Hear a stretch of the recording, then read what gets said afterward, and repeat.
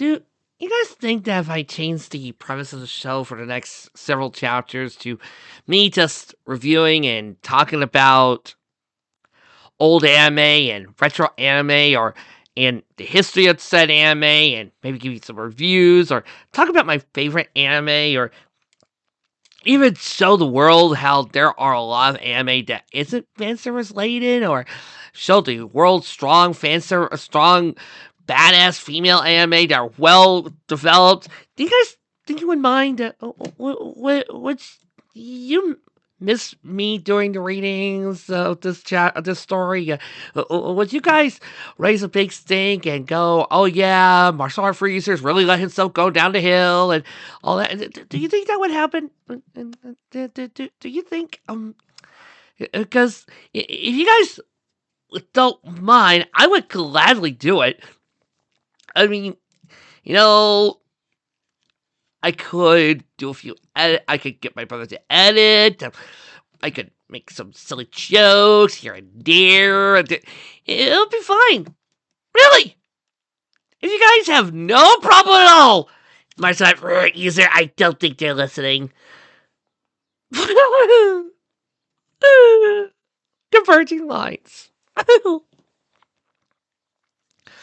She talks to the rock. It will not listen to her. They had a bad breakup. This is not a typical stopping point for her dreams. Memories are incredibly rare, fully coherent storylines, only slightly more common. Her nightscape tends to be a chaotic thing, with bits of ideas chasing each other around twisting land. Pastry and candy will feature prominently, sometimes make up the land itself.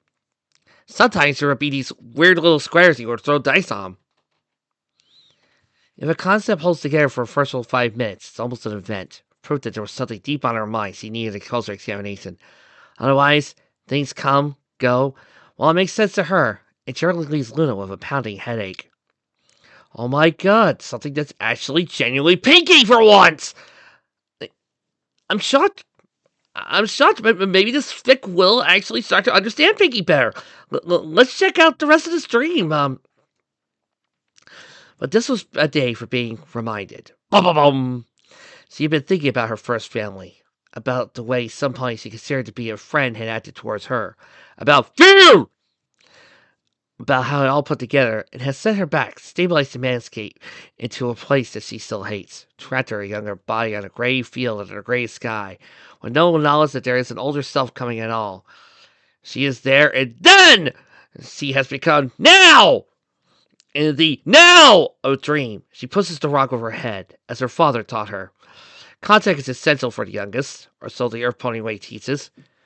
Well, we don't exactly have arms here, so we kind of have to push with our heads to, move rocks. I mean, it's not exactly like you're a Pegasus or anything, and you can't just pick it up. The old Earth Pony Way.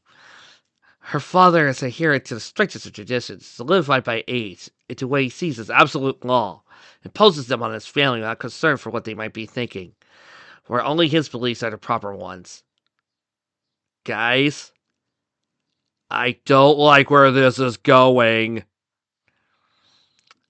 I'm not liking this.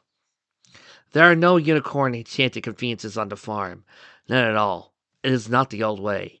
Everything is done by hoof, mouth, and feel. Any attempt to otherwise will be punished. Any attempt to discuss otherwise is punished. Her father does not like unicorns. Stupid, no good unicorns. Pay $5 and a minute. If Clyde doesn't like unicorns, then how come Trixie was allowed on the farm? Thick? She has his long rants fully memorized, starting with one being ripped off on the price is the most common. Then there's the one about how the sun and moon must secretly hate being touched by that filthy horn!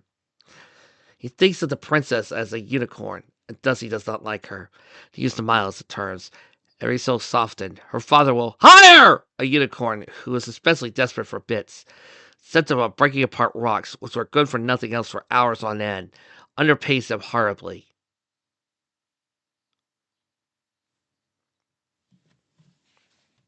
Vic, is this thing on? That makes no sense. Th- th- That is a waste of money. Valuable currency. He's paying somebody to do nothing. All because of his hate? And again with the earth pony racism. God. This is Emil Kudos' favorite fic. No. You see, there's not enough experimentation. There's not enough ponies being tortured for my taste. It's just all downhill from now. If this were to be my favorite fic, there would be a lot more of pony supremacy, and Twilight Sparkle would have gotten pissed up by now. So, yeah, it's not my favorite fic. You guys see what you're doing? You are making a fic that's enjoyed by the sea.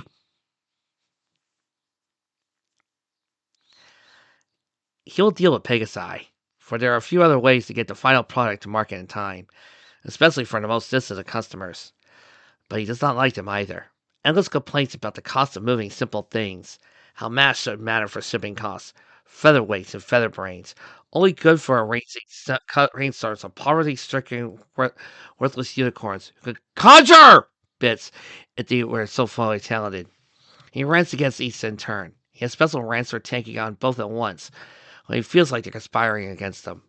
There was truly an epic rant the previous night, although it had been an especially rare specimen. It had cause! A monolithic rock, which he had personally been working on for years, sent out to a repeat client with a promise of payment after delivery had been dropped. Somewhere the Pegasi had been apologetic, refunded his bits, but it did not matter. They could not find it, and after he had finished screaming at them, they were no longer willing to look again. So he had been in her bed during that fight, huddled under blankets, wondering if he would be calm in the morning. He had not been. You know, there's a fanfic out there that says that rock farming is pushing all the rocks around in a circle to help regenerate the magic ley lines. I like that. That's just a creative. He does not like most other ponies. They have grown weak. He will yell. They take the magic of those lizards for granted, and it's just a conspiracy to hurt their race. Perhaps even drive them to extinction! So the others to ever learn certain truths, and perhaps figure out how to duplicate them. Any true Earth pony who does not follow the oldest of ways, or one of the others, for any reasons other than strict businesses, while ripping them off as possible in the process, is a fool, a traitor, or both. Her father likes very little, and loves even less. She is pushing the rock. Push it back, way back. Push it back, way back. Woo! She has been pushing the same rock for half a day. It is the first one in the west field.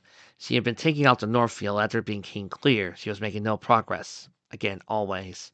The rocks she speaks to do not revert for her efforts. She at least does not make things worse when she tries. The fields she has set do not follow, just frozen onto the Tara's stability until she leaves. How does Licard do that for every Frank Miller comic? God, this is really clearing up my lungs. Her head hurts. It hurts for the uneven pressure of the stone against it. She must develop calluses, as she had been told. She cannot make one form on her heart. Again, not liking where this is going. It hurts from the effort trying to talk to the rock. It aches her in the silence where she had only been answered her own life. She longs to hear something! Tries so hard every time, no matter what her father says. He claims she doesn't make any effort. That their line had to feel! And she has it too. She just doesn't care! And would sooner see her family starve than try! He cannot hear her efforts. He'll not listen to her protests. He takes her crying as a sign of weakness. Vic, if you imply what I think you're implying, I am going to replace this whole entire fucking backstory with me doing a rendition of Amish Paradise. Don't enrage me. She's trying not to cry now. She's begging. She's been begging the rock to respond for hours and wants nothing more than a single whisper. Instead, she got tangled. Never receives it. The only thing that's just happened, one of her ears now is twisting, without her consent or ability to stop. There's an unsimilar component moments, sometimes starting over the last 2 modes. The valley has seen it. The feeling makes her defective. Another thing which makes her defective. Her sisters yell at her because her father does. Her mother barely acknowledges her. As I walk through the valley where I harvest my grain, I take a look at my wife and realize she's very plain. But that's just perfect for an Amish like me. You know I should fancy things like electricity. At 4:30 in the morning, I'm milking cows. Jebediah feeds a chicken, and Jacob plows, fool. And I've been milking and plowing so long that even Ezekiel thinks that my mind is gone. I'm a man of the land. I'm into discipline. Got a Bible in my hand and a beard on my chin. But if I finish all of my chores and you finish thine, then tonight we're going to party like it's 1699. We've been spending most our lives living in an Amish paradise. I've turned butter once or twice, living in an Amish paradise. It's hard work and sacrifice, living in an Amish paradise. We sell clothes at discount price, living in an Amish paradise. A local boy kicked me in the butt last week. I just smiled at him and I turned the other cheek. I really don't care. In fact, I wish him well, 'cause I'll be laughing my head off when he's burning in hell.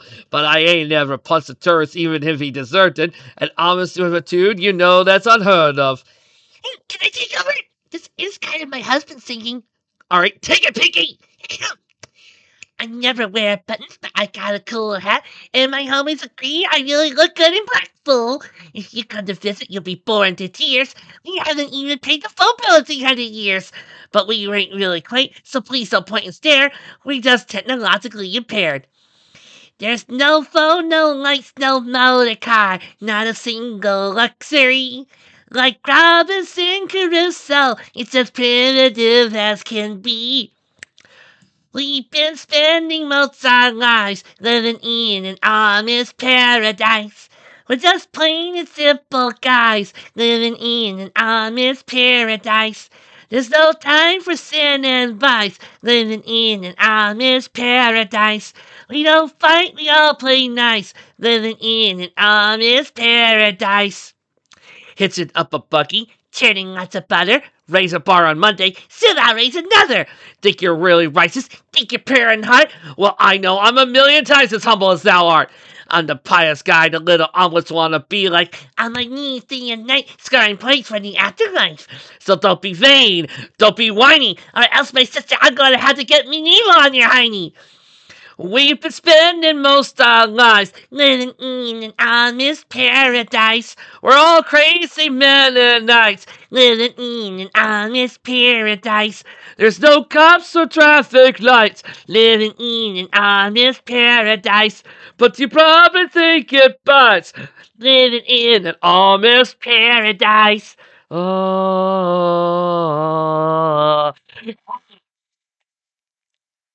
I warned you.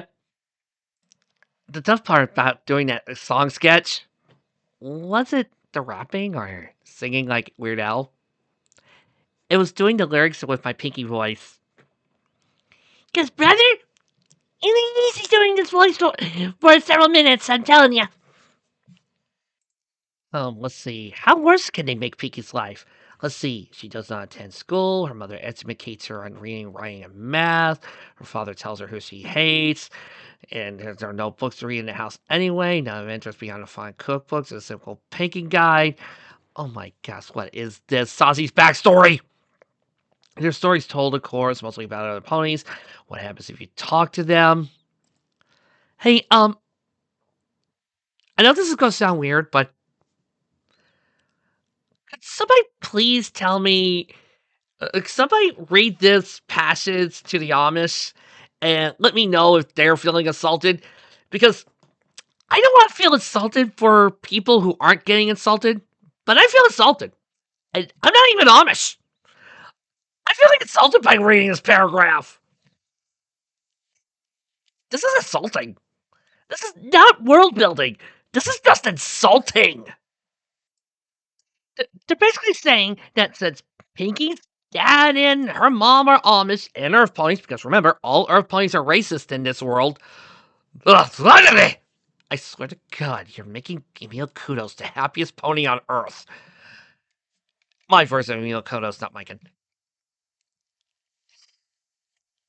That since he's Amish, she has to be racist and she has to be abused by her technologically impaired family.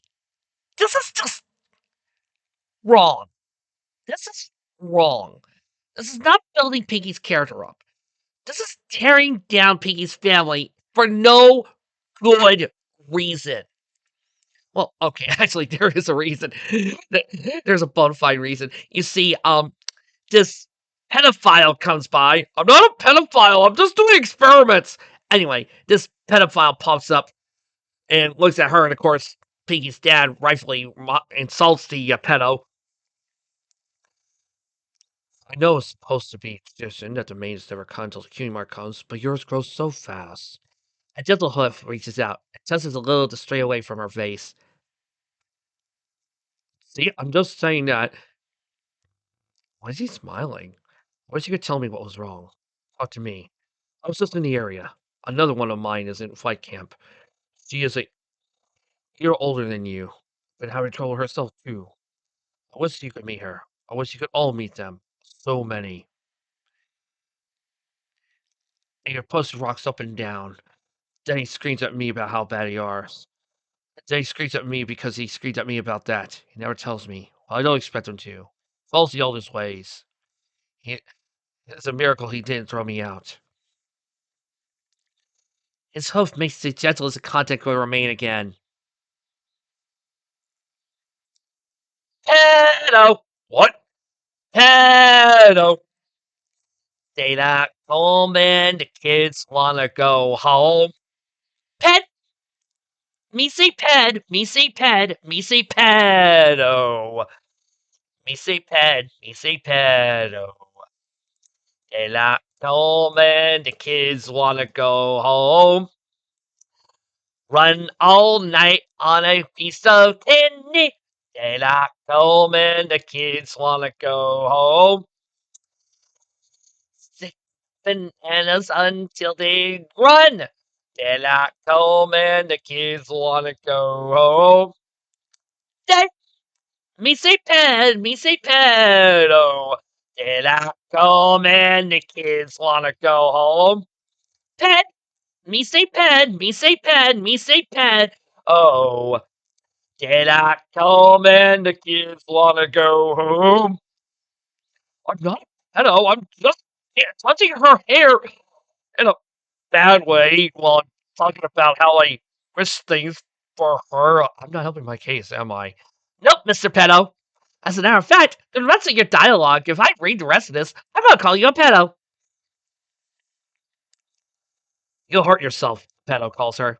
Don't care. The pedo sighs again. Not a pedophile! We'll have to help you, the pedo says. Come on, stop that! But I can't. Not until I know what's wrong. You won't talk to me. Just said any other thing at all. I'm a pedo. Oh, come on! Don't make me say that! So, what you're doing is talking to a little kid and talking about reaching deep inside of her and wanting to pull out her inner essence to bring out her special abilities and make her realize that she has things that she never knew she had. You are going to count onto me. Hey, I just made Emil Kudos a Nazi. You, sir, are the pedophile. Stop that! She does as she's been taught. Says nothing to the pedophile. No, Pinky! Say something! Say something! Free your bonds of torment! Okay, one more time. I'll give you... Okay, let me have one more scene, and I'll prove to you that I am not a pedophile. Okay. I'll be back another day. Oh, maybe I'll finally find where you're ready to speak, but I will come back. Until we know what's wrong, until it's fixed. A hoof comes under her chin and tilts her head to face him. Pet! Me say pet! Me say pet! Me say pet! Oh, did I come and the kids wanna go home? I wanna be a fall.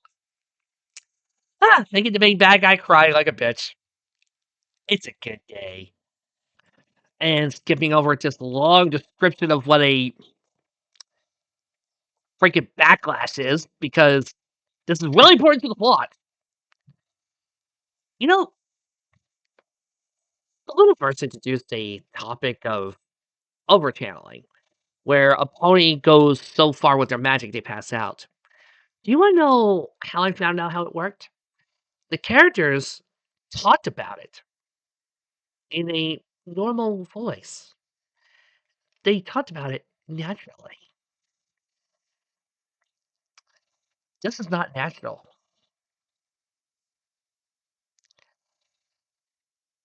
And while we're getting long dialogue about Twilight meeting up with three new arrivals, I would just like to say the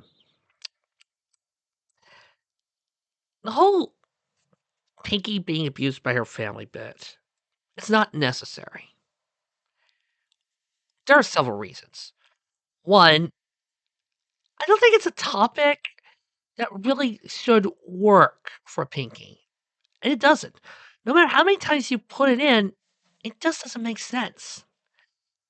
In 7 Days of Sunny June, it works for her world. Because, certain things can happen. It's supposed to be the human world. I'm okay with that. In 7 Days of Sunny June, they make Pinky go through some of this, but they're fine. But they never are explicit. They just say Pinky's odd and they have problems. That's okay.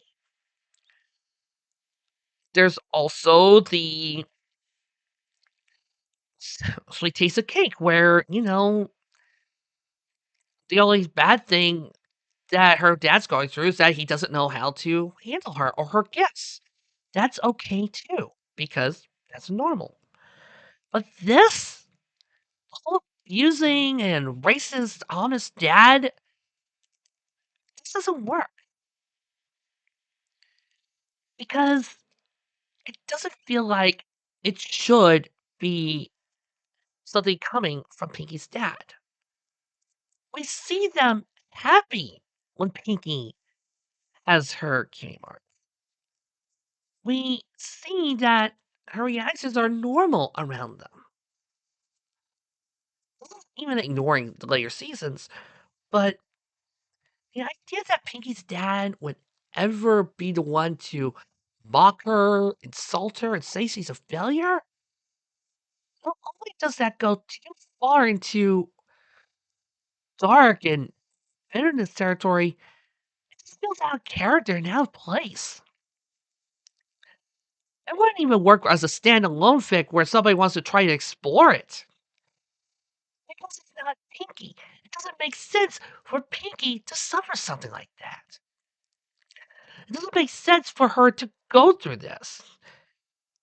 Pinky should be somebody who has a happy family life because that's who she is. She shouldn't be going through all this crap and making us go, oh my. Because when you see it, you're just wondering, why is she so upbeat when she's gone through so much? I was imitating like Car. I've been imitating like Car when it comes to the Frank Miller reviews lately. Whenever I see something bolded, I say out loud. But now that I think about it, like Kara has an interesting point when he talked about his Miller Time watch and gave it a fake bloody backstory. And then he pointed out something that makes sense. When you do this in a place that doesn't belong, it makes it feel odd. It kind of puts this dark cloud over any sort of bit of backstory. If this was canon, every time I see Pinky's backstory, I would just be reminded of what Pinky is suffering through. That he's not being really happy, that he's suffering in this scene. And it just makes it feel awkward. If I were to take this at face value, it would ruin the episode. It wouldn't make it a good moment. Actually, I love the episode to death, and no amount of somebody trying to be overly dark and grimy is going to ruin it. But if it was, if I was the type of person to allow it, yeah, that episode, and any interaction Pinky has with her sisters or seeing Mud will be utterly ruined, and I wouldn't be able to watch it. That's how dark this type of stuff is. Sometimes you need to actually think before you try to make something overly dark. You know? We found you a few hours ago, the new mayor said, looking shy, blinking her large silver eyes. Hey, it's Snowdrop! I'm helping host. Fine pony name. These are Traveler and Heartbeat. One of these days, these good fic writers will. I'm sorry, I thought it was a good fic writer. But these fic writers will actually go to a school for how to write pony names. You know, one of my riffers made fun of me using the name Rocky Knockemoff, and they were confused that that was a Rocky reference. Of course it was. I had to use Rocky and then use a funny verb or a funny description. You see, that's called making a pony name. I know Mike fucks that up a lot, but yeah, that's how it works. They explain that there are search parties searching for some random pony, and Twilight is very overly suspicious of Discord, who's not even there, and of why Applejack is being suspicious, and everybody's being overly suspicious today. Maybe I should. That's stereo. It's haunted. And everybody continues to use the pronoun game to refer to his and somebody that they're searching for, but will not use names because information is for yellow bellies. Apparently, these guys are searching for one of their own. That's somebody to Fluttershy and Pinkie Pie know.